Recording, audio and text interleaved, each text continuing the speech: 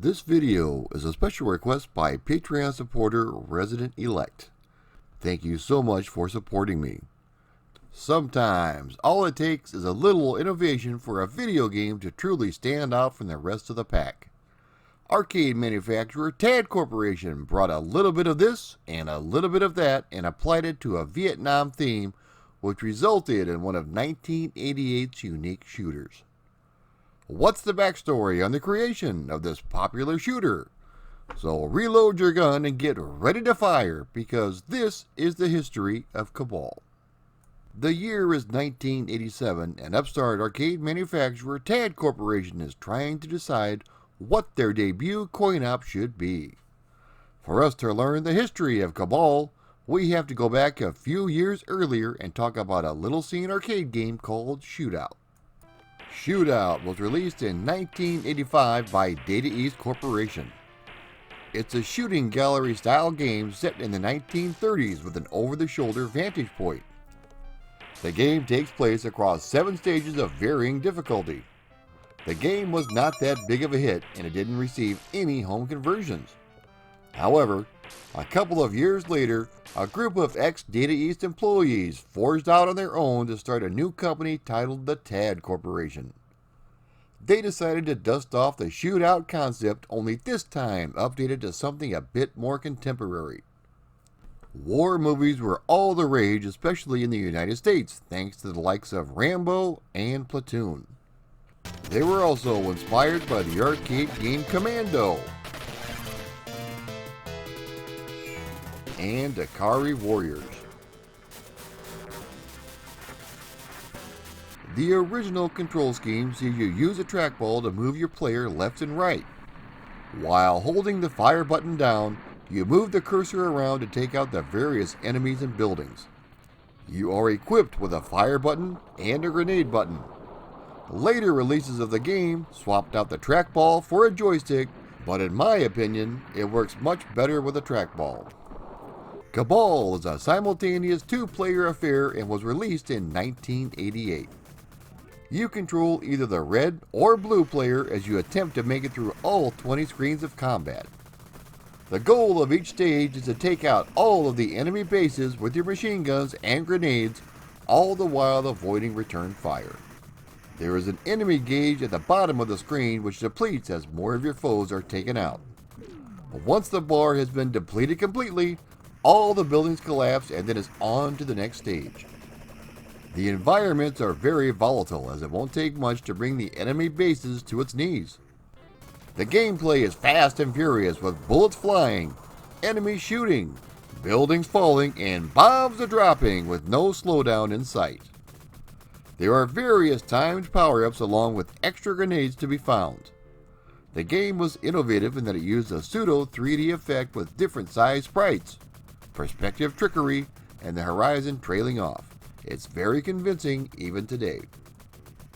This was an extremely fun game to play where you have to shoot anything that moves. The action is hot and heavy with you destroying tanks, helicopters, submarines, and buildings. It's total carnage and total destruction. The game was a mild success in the arcades, and with it came a load of conversions. Ocean Software was in charge of the home computer ports, and some of these turned out pretty well. Now let's get the crap out of the way first, shall we? The Amstrad version is downright terrible. The speed of the game is decent, but the animation is just way too choppy. The frame rate drops to about 4 or 5 frames per second when the action gets hot and heavy. The backgrounds look like they were drawn on an Etch-a-Sketch, and the sprites? My grandma could draw better sprites, and she's got the shakes. There is also no 2-player co-op mode. The playability is way off thanks to the low frame rate and horrendous speed. Clearly, this was a rushed Spectrum port. Up next is the Spectrum version. The sprites are monochrome and are not very detailed. They look like little fat turds waddling around in the battlefield instead of actual soldiers. There is a little bit of color in the backgrounds, but I'm not sure if this helps. I actually found it a bit distracting while trying to play. To be fair, the sprites are animated nicely and the gameplay itself is very smooth and fast. Even with a lot of action on the screen, it doesn't slow down too much. The sound effects, especially the gunfire, are pretty good as well. Once again, we get no co-op 2-player mode. The MS-DOS version is up next and it's only average at best. Taking into account PCs at the time, this was a decent attempt, but unfortunately, we only get EGA 16 color graphics. We also only get the horrendous internal PC speaker for sound, so proceed at your own risk. Even the gameplay is a bit off thanks to the low frame rate and slow speed. It's not as bad as the Amstrad version, but it's not very good either. The big bad Commodore 64 received not one but 2 versions of Cabal.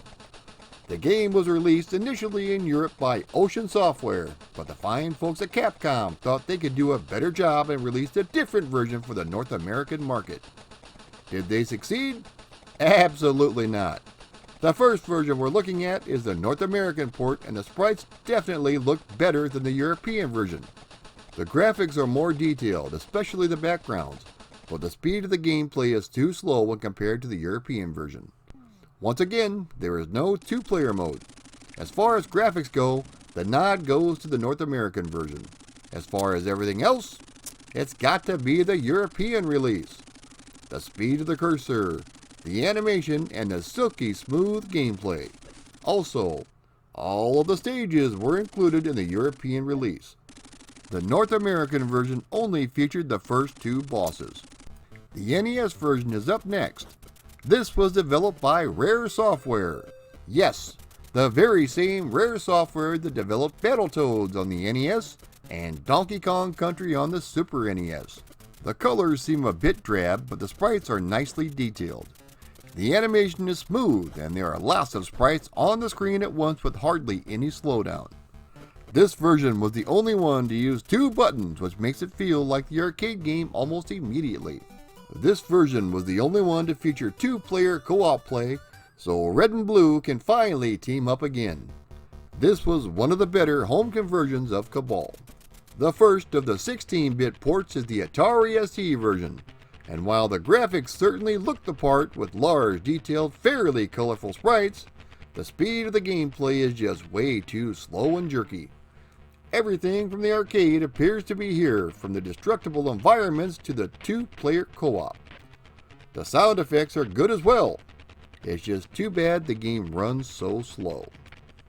And finally, we have the cream of the crop as far as home computer ports go, which is the 16-bit Amiga version. This is one of the better arcade conversions on the Amiga with large detailed sprites that are smoothly animated. The speed of the gameplay is very close to the arcade, with lots of projectiles, soldiers, and vehicles roaming the countryside with nary a slowdown in sight. The 2-player co-op mode is included, which makes an already excellent conversion even better. Now, while there was no official sequel to the game, a spiritual successor was released in 1990 titled Blood Brothers. This is essentially the same as Cabal, only this time the game takes place in the Wild West. One major difference this time around is the use of a joystick instead of a trackball. You take on the role of 2 blood brothers, a cowboy and an Indian who have teamed up to take down the most wanted outlaw in Dodge City, Big Bad John. From the power-ups to the volatile environments, this game is almost identical to Cabal. Even the victory dance in between levels is exactly the same. The influence of Cabal was felt for a number of years to come. From SNK's Nam 1975 to Natsume's Wild Guns on the Super Nintendo. It was an innovative game that took the tried and true theme of a lone commando against an army and tweaked it just enough to create something truly special. If you ever see the game out in the wild, be sure and give it a shot. If you like my videos and want to support me on Patreon, please click the link below. Also, be sure to like, share, and subscribe to my content. It's the only way my channel can grow. Thank you so much for watching.